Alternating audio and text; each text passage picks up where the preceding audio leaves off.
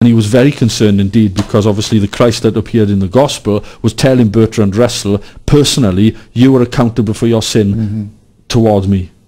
Okay? Now, again, we're talking about history. How do we learn about history? We learn about the history from documents, from writing, from particularly ancient documents, from copies of documents. And that's how we learn about all our history, let alone the history of the King of Kings, as far as we're concerned.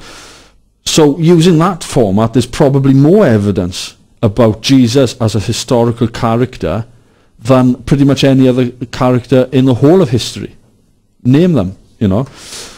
So I just want to read out a couple of expert opinions about the Bible.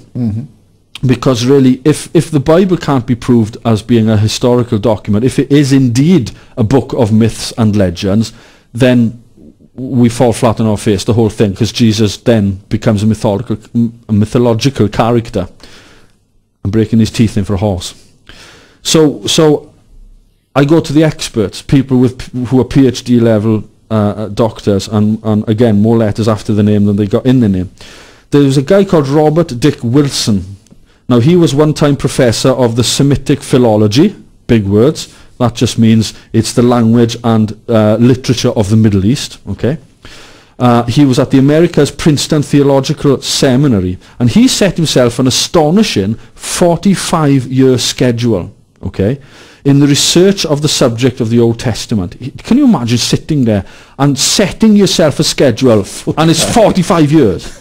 I find it difficult to set my 45-minute schedule, but this is the man with a brain the size of a planet can do these things. You see, so he set this 45-year schedule in the research of the Old Testament. When he had finished, he got through this schedule of 45 years. When he had finished, astonishingly, he declared, and I quote, "I have come to the conclusion that no man knows enough to assail the truth of the Old Testament." At one stage, he focused on the Bible's records of kings, okay, who had reigned during a period of around 600 years, from 1000 BC to about 400 BC. Each appears in chronological order, he says, okay. There were 40 kings, each appears in chronological order, with reference to the kings of the same country and with respect to the kings of other countries, okay. No stronger evidence for the substantial accuracy of the Old Testament record could possibly be imagined than this collection of kings. Mathematically, it is one chance of 750 to the power of 23 that this accuracy was made out of just circumstance. We don't have enough room on the screen to put all those notes. I don't know if there's that many molecules in the universe or something, but that's a pretty big figure. And this guy was a hard-hitting. Everybody respected the view of this guy. This was a man at the top of the educational tree, saying, "Listen, guys, this is history. This is history." Now, a contemporary expert, a guy called Alan Millard, who is a professor of Hebrew and ancient Semitic languages at the University of Liverpool, goes as far as to say, and I quote, "We affirm that nothing has been found which can be proved to contradict any statement of the Old Testament. Archaeological research is a welcome aid to a richer knowledge of the Bible's message." So nothing archaeologically has ever been found that actually contradicts the Old Testament. Now, archaeology really is much more positive than that, in my opinion. What archaeology does is, as you dig things up and you sift through things, it actually envisages you about that's a big word. These teeth are giving me a terrible drip today. We can go through some more of those, but if we do, I think we're gonna not move on to some of the other issues that we need to. But what you're saying, and obviously we can provide that material for what you're clearly saying, is that there are many professors, many who have looked at this for 45 years, one of them, that have come to an absolute conclusion that the Bible is reliable. Therefore, it's reliable history. Which is therefore, what we have as the story of Jesus is reliable. And anybody that comes along and says it's not reliable, they've got to check it out for themselves. Absolutely, you can't just ignore. I mean, even if you start off of the Bible as a historical document, okay, if you can't start with it as the Word of God, begin with it as a historical document and see what it teaches, and before long it will obviously see that it comes to God. One of the other issues, Julian, that I will often use with regard to Jesus are these prophecies in the Old Testament. Historically shown to be most of them 700 years to 1,000 years before Jesus came into being. Yes. And those prophecies, and I suspect that the guy the professor you read out that went through the Old Testament, I suspect this was one of the aspects that he really looked at. Those things are clearly produced new, and they're so clear that Matthew especially will tell you where it came from. So we read at the beginning, it says the virgin shall bear forth, and so on and so forth.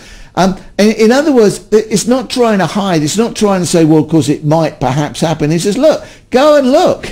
Yes. It said here 700 years ago, it happened. Now, I don't know of anybody else that's happened to. No. I don't know. And surely that means something in our lives today, and surely that means we've got to really look at the claims of the real Jesus, because he's got such a build-up, as it were, to him. Yes, indeed.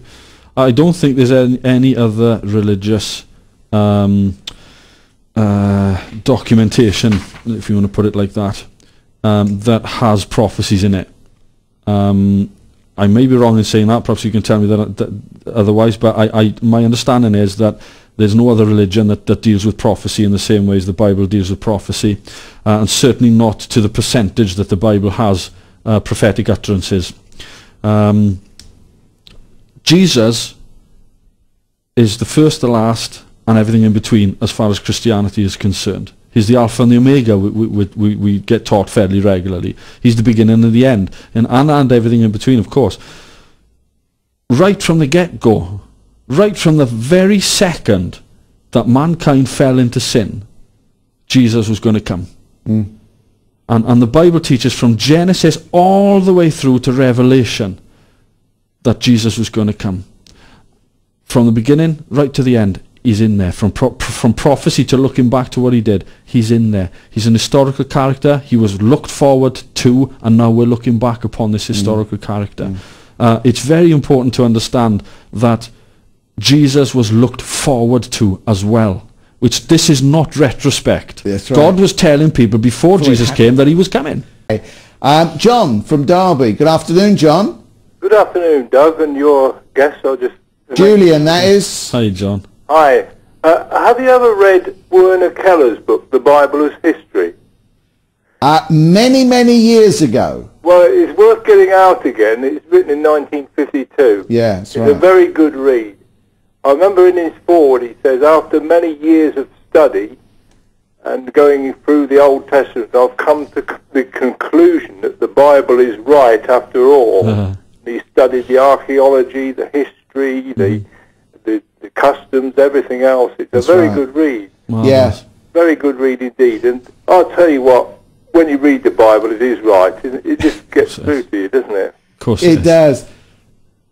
Is that still in print? Do you know that? I don't know, but obviously if you go on Amazon or one of the websites, you'll probably see if it's still in print. You can always get it. It's a very good book. I mean, yes, I remember it was. Yeah, I could send it to you, but it's so heavy, the cost of postage. but that's great. Yeah, it is, and it's Keller, isn't it? And the Bible as History. The Bible as History, Werner Keller. Well worth reading. Yeah, well worth. Great. Okay, thanks for that, John. Context as well.